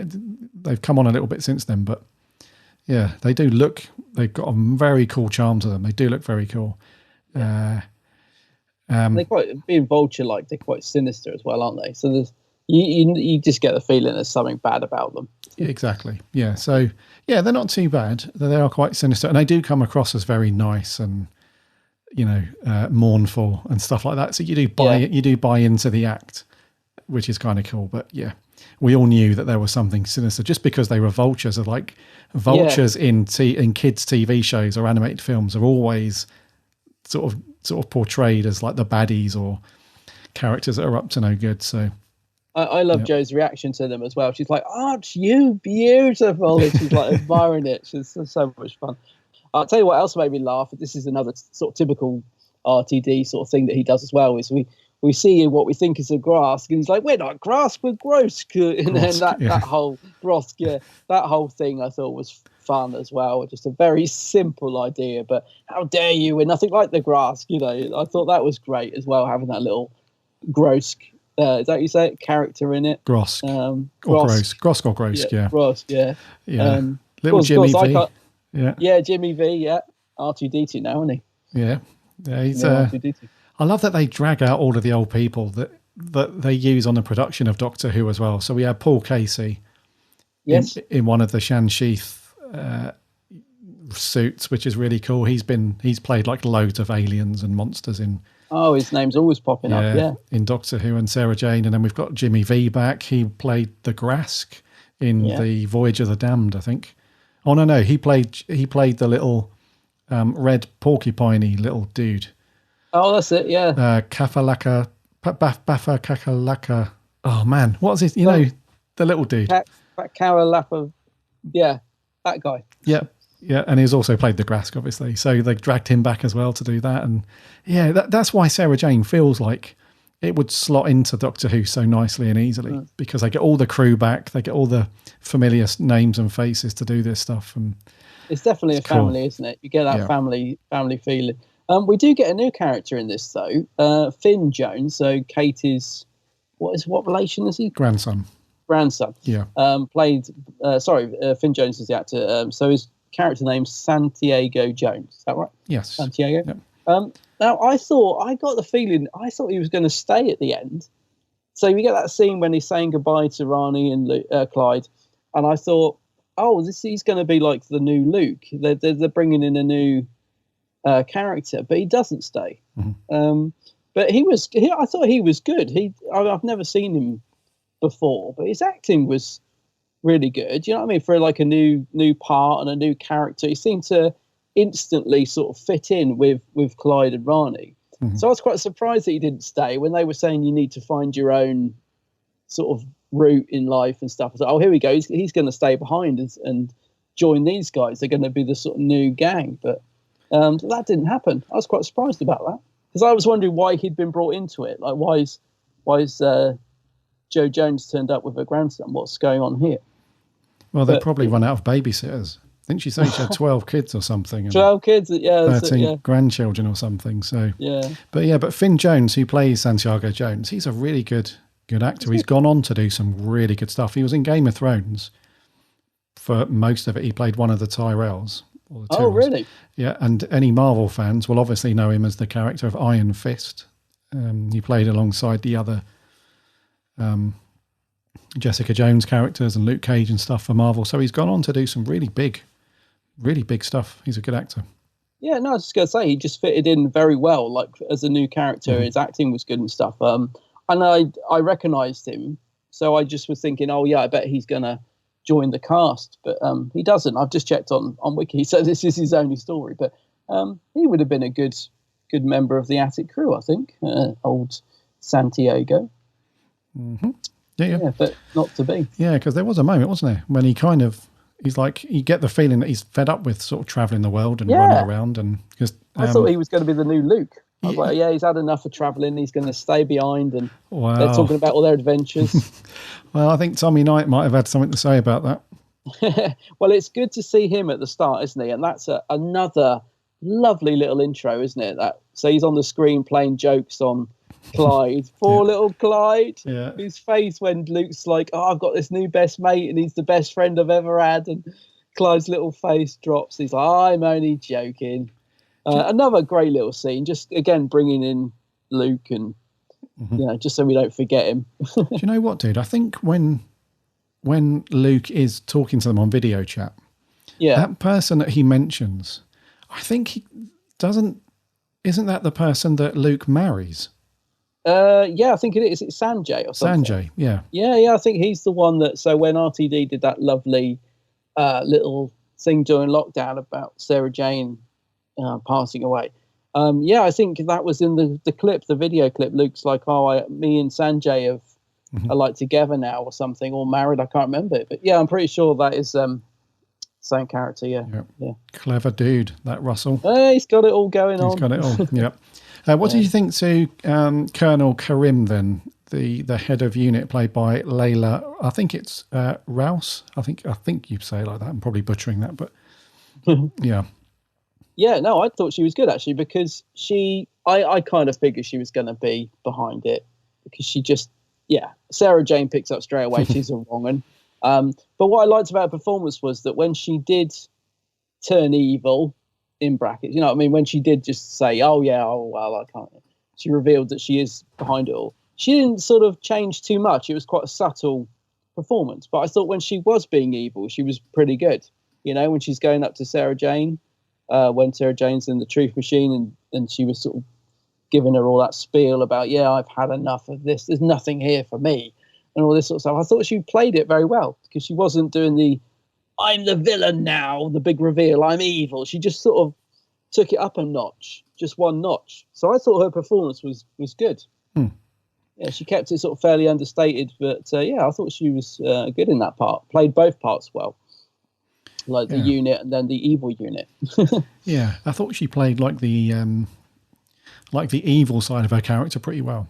Yeah, I did. Yeah. Yeah. So I think when she was just being the unit boss, she had that sternness about her anyway, which I think is required for unit anyway.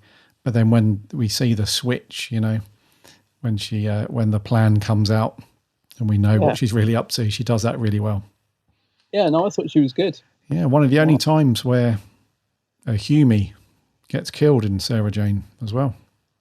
Oh, right. I hadn't even she gets up on that. Blown up, doesn't she? Yeah. Oh, yeah, she does, yeah. Yep. I noticed there was someone else, and blink and you'll miss it, so it wasn't just Luke that we got to see again. There was, I swear, and I may be wrong, but correct me, I'm pretty sure we saw a split-second shot of Maria in the memory bit. Yeah, mm-hmm. So again, not forgetting those right back in, was she Series 1? Series 1. Well, she's one of the early characters. So again, how nice for that actor not to be forgotten. Do you know what I mean? She's like, she left the series ages ago, but they're still going to remember her. We're still going to put her in there because she's part of the show. That comes back to that whole family thing you were talking about. It's just, they still acknowledge everyone that's gone into making the show what it is. And I love that. I just thought, yeah, they put Maria in there. Cool. Yeah, that was cool. Yeah. And K9 and all that. Yeah. What do you think to Clyde and Rani? Oh, I thought they were really nice in this. Yeah. Yeah, because I thought they, as I said earlier, I really like the way they look after Sarah Jane when they think the Doctor's dead. They really sort of care for her, but also they're quite realistic in terms of when they're not with Sarah Jane, when they're just talking between themselves. They're like, she's got to get over it. She's got to accept it. They're sort of not talking behind her back, but that is kind of what we'd do. We'd be like comforting, but then when you're not with Sarah Jane, you're like, yeah, she needs to get a grip. She's really got to accept he's gone. And I think that's what people do. So I thought they were good in this. I thought they were fun. I thought Clyde, especially when he's doing all some good moments with Matt Smith, when they're in the, the air vent or whatever it is. And he's, they're having a conversation while moving backwards through it. And he's like, how old are you? And Clyde's asking them all these questions. And I thought that was fun. Doesn't the Doctor say he can regenerate like 507 times or something? I think. Yeah, so this was strange. Yeah, so anyone that's read the book from Russell T Davies, A Writer's Tale. Brilliant book. Yeah, brilliant book. Will know that this line was actually a joke. Yeah. Yeah, so he he was just teasing Clyde by this number. So I think I remember when I researched this and I saw some blog articles or other people that had reviewed it, that a couple of those had gone off into a big conversation about why it's now 507 and and all that. So I'll probably put that in there, especially to get them. Yeah. Yeah, which is talking. Yeah. What's interesting though is obviously you can't add 0, but if you add 5, 0, and 7 together, you get 12. So, I hadn't even thought of that. Yeah. Yep. So, but it doesn't have 507 regions, although it depends on what you're talking about. No. Well, it probably does now, yeah.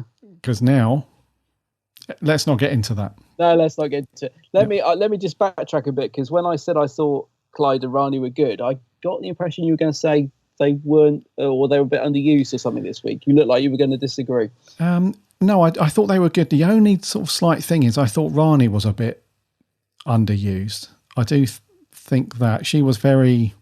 But then I get it. There's a lot going on in this one, in this story. There's a lot of characters, a lot going on. So you can't give everybody the spotlight the whole time. Although they did a very good job of dishing it out quite evenly. I just felt like Clyde was more of the focus from discounting Sarah Jane from the attic crew this time. I thought, with Clyde having the TARDIS or time vortex energy in his hand, being responsible for the Doctor being able to be, zip in and out and stuff like that. And he's the one that's conversing mainly with the Doctor, and he's the one that has still got those funny little one-liners. So I felt like Clyde had a very good story, and certainly Rani didn't have a bad story, but I just felt like she was a bit more just out of everybody. I felt like she had the least amount to do, not counting Santiago. I'm glad you've mentioned the hand, because I nearly forgot about that. That's another thing that I love about RTD, is that he's picked up on that little moment from the wedding of Sarah Jane, where Clyde touches the TARDIS and gets the energy, and he's utilised that in this story. Because I think that's why I thought at the time, did RTD write that one as well? Which he didn't. It was somebody else. And so, yeah, again, he's just picked that little moment and thought, I know, I could use that as a bridge between the Doctor and Clyde. Clyde still having that energy in his hand. So, again, just a really nice little bit of writing there from RTD. Yeah, Gareth Roberts wrote The Wedding of Sarah Jane. Did he? I thought it was Joss Agnew or something. Joss Agnew directed it. Oh, he directed it. Oh, yeah, he's a director. Yeah, it's written was it Gareth Roberts, was it? Oh, okay. Yeah, you're right, man. He picked up on that one little bit from a previous episode and was like, cool, man, we'll use that. I know exactly what to do with that. Yeah, again, perfect. Yeah, perfect. What did you think so we mentioned CG. Yeah. A little bit ropey. I think that big unit base, I don't think it was CG. I think it was a matte painting. I think that was it? It looks like it anyway. Yeah, it could be. Yeah, and then the CG rocket, not too bad. And then there was a little bit ropey when Joe and Sarah are tied up and they're forcing the memories out of them. You have like these little twinkly stars that come out of their heads and stuff like that. Not too bad, That's all right. Not too bad and stuff like that. But what did you think to, just lastly, just the pacing of this? Because obviously we got 2 parts, so we can space it out a little bit better. Were you bored in any of it? Did you think it lagged at any point, or you feel it moved along nicely? No, I actually thought it moved along very nicely. I think sometimes with Sarah Jane part, we've said this a couple of times, where even stories we thought were really good, the second part sometimes feels like they're struggling a little bit to fill it. No, I thought this was great. I wasn't bored at all. I was really, really sort of swept up in everything that was going on, and there were so many nice moments. No, I thought the pacing was very good in it. I must admit, even when it ended, I was just sat there thinking, no, don't end. Go off and have another adventure, because when you've got Matt and Joe and Liz in the TARDIS together at the end, I just want them to stay together and do more stuff, because I just think they'd be so much fun. Imagine like a few more episodes with those guys. So no, if anything, the opposite. I didn't want it to end. I just wanted to stay with those guys forever. Really, I just thought, no, just stay together. They're just so great. So no, if anything, I wanted more. I wasn't bored at all. Mm-hmm. Yeah, no, I feel exactly the same, because on some stories, not all of them, but some of them, we've said that either part 2 has been stronger or part 1, and in that sort of thing. But just overall, it moves really quickly, especially once you get the reveal that the Shan Sheath are not what they say they are. As soon as you get to that bit, it really starts to sort of truck along as well, and it gets moving as well. So, but I think it's juxtaposed with those really nice slower moments, those conversations, especially between Joe and the Doctor when they're on that planet. Love that. And that little moment between Sarah and Joe when they first meet at the service. And then later on as well, when, like you said, at the end, when they're in the TARDIS together, the 3 of them, and they're like, the TARDIS, I could never get bored of seeing it, and I just want to travel with you forever and stuff. And yeah, it's got some lovely moments like that. But I never got bored. I never reached for my phone at all. No, not at all. Yeah. No, it was as good, if not better, than I remembered. I thoroughly just loved it from start to finish. The music stuck in my head though. That unit theme. I don't know who did the music in this. I don't think it was Murray, but it's his unit theme, isn't it? So whoever did it, Sam Watts. Yeah, Sam Watts. Yeah. Music was good in it. This is a really random thing to point out, but it's the only other note I've got really. Is that that on the planet, the thing the Doctor's playing with that transports him. I was thinking, what is that? That looks like something else. What is it? And I suddenly realised it reminds me of the 12th Doctor's Sonic, the bottom of it. Yeah. So it's not just me. No. It does. Yeah, I was thinking it looks like a giant version of the 12th Doctor's Sonic. Yeah, which is obviously way before that. But I'm glad you thought the same, because I thought I was going Doolally. No, I thought, yeah, But it does, exactly, doesn't it? It looks like the bottom of the 12th Doctor's sign. Yeah. Mm-hmm. Yep. You thought it's gone mad. No, Just before... No, go on, dude. I was going to say, probably a few people who have watched it have thought, oh, hold on. It doesn't look exactly the same, but looks kind of familiar. Yeah. I just wanted to, before we wrap up, so thanks to good old Wiki, because I couldn't make a note at the time because she was rattling them off too quickly, but it does give us a list of what the previous companions are now doing. So Russell obviously wrote this. So Sarah Jane says at the end that Liz Shaw is working on the unit moon base. The brig is stranded in Peru. Of course he is. Barbara and Ian are married and professors at Cambridge University. Ben and Polly are also married and run an orphanage in India. Harry Sullivan, I love it when Sarah mentions Harry. You can see she's genuinely moved. Worked on vaccines that saved thousands of lives. The character is mentioned in past tense, possibly a reference to the death of Ian Martyr. And Tegan Javanka has become an advocate for Aboriginal rights. Yeah, imagine that. And obviously she does mention Ace as well, doing the charitable Earth organisation. So, yeah, I think that's lovely. Again, it's just, you can just tell Russell, you can imagine him at his computer thinking, right, what would Tegan be doing? I know. And he's written it all down. I bet he loved writing this. Yeah, no, I love that dude. And it was really nice as well when she said somebody called Dorothy. She didn't mention her as Ace. She just said somebody called Dorothy something. Was it Dorothy Ace? Was it? No, I think she just says Dorothy and then her other name. She does, actually. Yeah, I don't think she mentioned Ace. Yeah. But then obviously you work it out, A Charitable Earth. And as we know now, with the actual book that's come out at Childhood's End, and obviously the trailer for the McCoy Blu-ray set, we obviously know that absolutely is Ace, because we know about A Charitable Earth. It's really lovely, kind of interconnected little bit. And some could argue it is fan servicey, but it does round out that whole, because I'm sure that once you've seen this story and Joe's gone off again and now it's just Sarah and the Doctor's gone, I'm sure there's loads of people that would be like, so I wonder what Ben and Polly, what happened to them? And I know I often think about that stuff, especially with people like Ian and Barbara. And especially Ian and Barbara. And we've spoken a lot about Susan over the last few shows and things like that, so it's yes, you could argue it's a little bit fan servicey, but I don't think so. I think it's a lovely little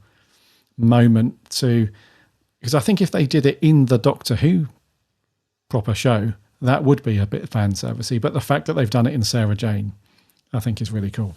It works better. Yeah, that's a good point, actually. Yeah. I don't think I've got anything. Let's have a look. No, I've got nothing else on the notes, dude. I was going to mention the music, like you.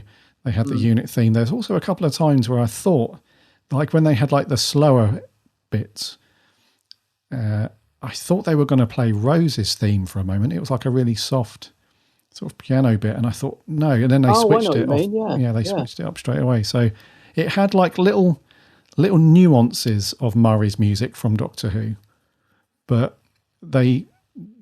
it was just more like a feeling, like it reminded you of it, but they did their own thing, so that was cool. Yeah. Okay, if you've got nothing else, dude, we will move on to scores. Right, I think it's you to go first. Yeah, I'm going to give this a very strong 9 out of 10. I just thought it was great. I loved it. I'm only really, it's close to a 10, but I suppose I'll knock off a point just because it is a simple story. A couple of the CGI bits a bit ropey, but it's, it's brilliant. Probably my favourite Sarah Jane so far. I just loved it. Yeah. Okay, I'm going to give it a 9 too. Yeah. I'm only knocking off a point because I felt like Rani was slightly sidelined in it. And the story is kind of simplistic, isn't it? It's not in a bad way, but it's kind of simplistic. But the other reason why I'm taking a point off is because it would have been amazing to see the 11th Doctor with K9. Oh, yeah. I hadn't thought of that. That would have been like just the icing on the cake, I think. They would be a match made in heaven, those two. Exactly. Yeah, they would. Yeah. So other than that, it's a near perfect Sarah Jane story. It's definitely very, very good. Yeah. So a 9 from both of us on that one. What did our awesome listeners think? Let's kick off with some of these audio reviews. We had 5 in this week, so thank you very much for that. Kicking off, this is TARDISnet 66. The Death of the Doctor, one of the best stories of the Sarah Jane Adventures. And what I really like about it is in the way it introduces Jo Grant. I think Rusty Davies just seems to perfectly, every time he introduces an old companion like it did with Sarah Jane, perfectly capture where they would be so many years later. And it's great to see Jo Grant interact with Matt Smith's Doctor, who's really great in this story. And they have some lovely emotional scenes together. And I also really like the end scene where we find out what's happened to all these different various companions after they left the Doctor, as it shows the impact the Doctor had through so many people's lives. The only thing I don't like is that I've never really liked Rusty Davies' interpretation of Unit. And the Shan Sheath are a strong idea for a villain, but they don't really work. No, they don't really work. Oh, I like the old Shan Sheath. Yeah, interesting you mentioned Russell's version of Unit. I kind of know what he means, you know. I mean, they are different. You think about Unit in the Pertwee era. They seem like quite dependable. The sort of Unit from the RTD era, they seem a bit like you can't trust them. Actually, I think even Sarah Jane says that, doesn't she? Yeah. When did you stop working for Unit? When they changed, or when I couldn't trust them or something. Mm-hmm. So, yeah, there is a shift there. Yeah. So I think you liked it, TARDISnet, but just not Unit or the Shan Sheath. I think all that stuff with Unit started with Yates when he turned traitor. Yep. Right, moving on. Mr. Joe Turner. Honestly, what a wonderfully heartwarming episode. It's sad to think this is the last encounter between Sarah and the Doctor. Katie Manning is just fabulous. She's just so happy to be there. Her chemistry with Liz is just exceptional, and her scene with the Doctor whilst on the planet, discussing why he never came back to her, was so beautiful, and the pair brought such emotion. There were some gorgeous shots throughout, specifically when the smoke disappears to reveal the TARDIS, and the score accompaniment really complements it. Clyde and Riley were great. The actress for Riley demonstrated a really mature performance. Clyde was funny, as usual, and a special mention for Haresh at the start, when he gave a really nice speech to Clyde and Riley about grief and loss. The Shan Sheath looked okay, but were a bit of a clumsy design, but their concept was good. Matt Smith was just spectacular and unbelievable throughout, as always, and Liz Sladen was just having a ball, and when the memories of her travels with the Doctor were coming through, her face was just one of such joy, and I love seeing all the little snapshots of her adventures. The unit base at Mount Sona was cool, along with their entrance at the start, and hearing about what all the companions were doing at that specific point was great, like Ace running a charitable Earth, and Ian and Barbara, who've never aged, apparently. Overall, I give this a 9 out of 10. It's one purely for the fans. A 9 out of 10, another one.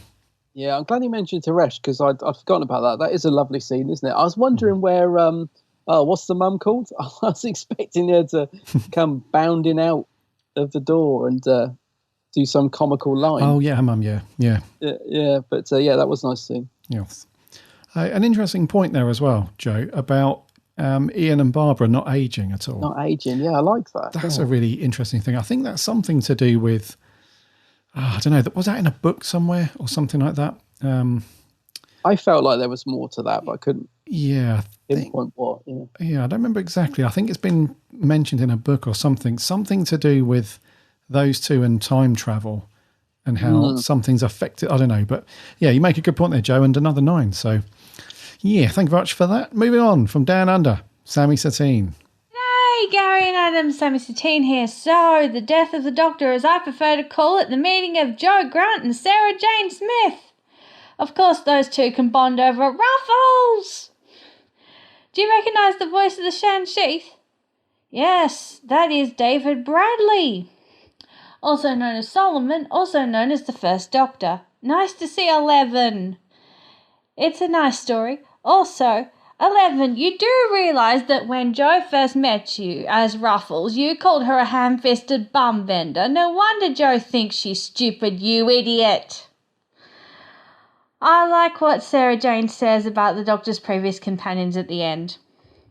I give it 8 Shan Sheath out of 10. Take care, guys. See ya. 8 from Sammy. 8 Shan Sheaths. Yeah. Yeah, that is funny what he calls her when he first meets Pertwee's Doctor.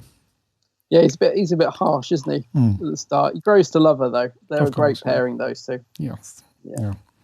Right, moving on. This is our good friend Adam Mamoon. Let's do it. Oh. Hello, Mr. Gary. Hello, Mr. Adam. I am Senior Dishak. No, Drashik. I am Senior Drashik, here to give you my views on Death of the Doctor. Yeah, I'm a bit disappointed in hindsight. They did not give an explanation on why the Shansheath sounded like Solomon the Trader from Dinosaur's Spaceship or the First Doctor in Twice Upon a Time. Oh my God, why? Nah, in jest. This is a cracking story. Katie Manning is back as Jo Grant, or Jo Jones, and she is brilliant and sharing some amazing, wholesome moments with Elizabeth Sladen, who is absolutely on fire. She shows an incredible amount of emotional range, considering, there's been a whole funeral set up for the Doctor, or has there been, as we reveal later. Matt Smith, terrific, yeah, it's really good. And cool to see him, guest star in the Sarah Jane Adventures. It's still can't believe it, that he got to share some screen time with both Jo and Sarah. It's great. And the gang are great as usual as well. Brilliant story. Really, tugs at the heartstrings of nostalgia, but also providing a fun adventure. Thank you, guys. Thank you, guys, for entertaining us in these crazy times. I know I've probably gone over in a minute, but forgive me. Stay safe, guys. Wishing you the very best. Take care from Senior Drashik. Adam. Bloody Drashiks. He's saying that because he knows that I can't bloody stand. I know why he's saying it. Oh, Adam. I suppose he went over the minute. I suppose he didn't chop him off for saying that. Yeah, I'll give him a backhander when we see him next. Yeah, thank you very much, Adam. Yeah, and you had me going for a minute there when you said that you were a bit disappointed at the beginning. Yeah, me too. Yeah. So I think a lot of love there, as we would expect, for this story from Adam. So thank you very much, dude, for taking the time to do that. And lastly, this is Mr. Matt Steele. Hello, Gary and Adam, Matt Steele here again. Hope you guys are well. So this week, Death of the Doctor. Yeah, I'll get the only negative point I've got out of the way. I thought the Shansheath didn't hold up too well. But apart from that, I love the fact they added that Liz Shaw and the Brigadier are still out there fighting the good fight. They didn't have to, but it's just another brilliant time to the wider universe. It's an absolute delight to see Katie and Liz on screen together at last, but at the same time, it's like no time has passed at all. Not only do we get the wonderful Jo Grant returning, but then we get Matt Smith popping up at the end of part 1 too. This story could have been an absolute mess of far too much going on. However, everything just works perfectly. The best bit for me has to be when Sarah Jane says she searches for other companions of the Doctor sometimes, and lists some of them and what they're doing now that the Doctor has left their lives. Is this where a charitable heir first gets mentioned? This story has got to be probably in my top 3 Sarah Jane stories, as it's damn near perfection. I loved every minute of it. I'll give this story an incredibly easy 10 out of 10. Cheers, guys. I'll see you again. Maximum score. Maximum score. I hope we get to meet at a convention one day, Mac. I'm going to turn up as cosplay as a Shansheath. Just imagine waddling up the stairs of the Earl's Court Arena just as a Shansheath. A Shansheath. Yeah, you don't see many Shansheath cosplayers. No, you don't. Yeah. So let's fix that. Indeedy. Yeah, thank you very much, Matt. What did Matt? I'll give it a 10, a maximum score. Yeah. The old 10 out of 10. Thank you very much, dudes, for your audio reviews. Very much appreciated, as always, taking the time to do that. I'm going to rattle through some of the social ones over on Twitter. Rick Moran from the Dwas says the story is written by the show's creator and allows him to write material for the 11th Doctor. Matt Smith has never been better as the Doctor. It's a shame we never got material this good in the main show. Matt's performance here just shows how good he could have been had he been given better material to work with. The best thing, as usual, is the wonderful Liz Sladen, Sarah Jane, who acts beautifully as always, and Katie Manning returning as Jo. This really is a wonderful fest of nostalgia. A 10 out of 10. Another 10, yeah, great. Yeah, our writer Jordan Shortman says, absolutely amazing. The whole cast is excellent, but the pairing of Smith, Sladen and Manning is superb. Katie proves that Jo is still just as popular now and how much she deserves her own show. And the Shansheath are very well designed. For me, perhaps the best of Sarah Jane adventures. Dan Pinn says, this is such a cracking adventure. Matt Smith fits in so well to the SJA universe and leaves you wishing RTD had actually written for the Smith era. So good to see Jo after all these years, and exactly as you would have imagined, a more mature Jo. And doesn't Katie Manning give a wonderful performance. Dan gives on to give it a 9 out of 10. The Lost on Gallifrey podcast. So brilliant, it's like a secret episode of Matt Smith Doctor Who, hidden in Sarah Jane Adventures. And a great tribute to Sarah, Jane and Joe, and a love letter to the fans.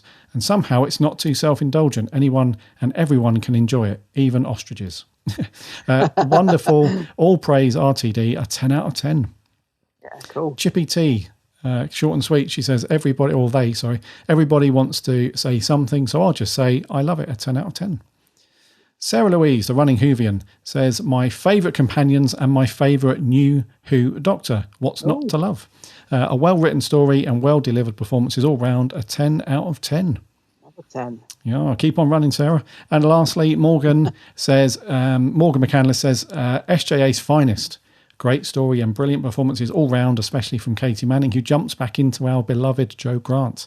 The scene on the junk planet where she realises that the Doctor didn't stop looking for her was beautiful. 10 roasted space turkeys out of 10. Thank you very much, Morgan, you cheeky little bugger.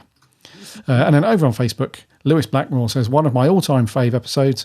What's not to love here? 11th Doctor, Sarah Jane and Jo Grant. Not the most compelling story, but just a fun little romp. Also, very interesting that this is the only SJA story that RTD solely wrote. Not just the fact that this is RTD writing for the 11th Doctor. A 9 out of 10. Charlie Turner. This one has a dumb title, but it's as good and interesting story. Plus, thanks for the comic book guy impression last time, Gary. Oh, I can stop laughing for a while when I first said that. Thank you very much. Spencer Shively says, or was it Shively? Oh, man, Spencer. Oh, dude, I think I've butchered that again. Spencer Shively, I think. I'm a big fan of this story. Shown it to many Doctor Who fans who had never seen SJA, along with the wedding of Sarah Jane Smith, and they absolutely loved it. I'll probably give it an 8 out of 10. Sorry, Spencer, I don't know why I butchered your surname now. I've said it many, many times. I don't know why. Sorry, dude. Aaron Lamb says, immensely enjoyable story, seeing the interplay between Liz Sladen, Katie Manning and Matt Smith, and this was, to my knowledge, the only time RTD wrote for Matt's Doctor, but it was seamless. All the callbacks to previous Who stories were lovely, and there were some great character moments, like the Doctor's conversation with Jo about revisiting the former companions. It gives it an 8 out of 10. Lawrence Baxter, this is a lovely story. There are some great moments which really tug the heartstrings for a long-time Who fans, whilst being accessible for fresh enough for new Who fans or people who have not seen SJA before. I think this is a great story, and it's so nice to see Sarah Jane, Jo and the Doctor all together. 9 red skies out of 10. And lastly, Joseph Howarth says, such a great story. Jo's back. Sarah Jane meets the 11th Doctor, and there's so many callbacks and references to the Whoniverse itself. Love the conversation the Doctor has with Jo. The stuff from the classic series doesn't feel like they just forced them in, and they put them in there nicely. What can I say, except it's great, so he gives it an 8.5. Lovely. So all round, some really decent scores there, dude. Yeah, as predicted. Yeah, so thank you so much, guys, for taking the time to do all that stuff. Next week, dude, what have we got? Yeah, next week, so it's the second Doctor story, and it's The Invasion. That's Cybermen, isn't it? The Invasion, those yes. old Cybermen. Yeah, it is indeed. Yeah, a bit of Unit as well. Bit of Unit, and I think you said it's a massive whopping 8-part, isn't it? It is an 8-parter, yes. Wow, okay. Yeah.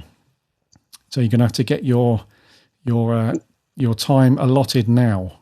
So get your calendars out. Yeah, get your calendars fired up now and just pencil in a few hours to get this watched, because we'll be asking for your thoughts like we normally do. So yeah, some Troughton next week, dude. Should be good. Looking forward to that, yeah. Yes. And let's call it there for 288. Alrighty.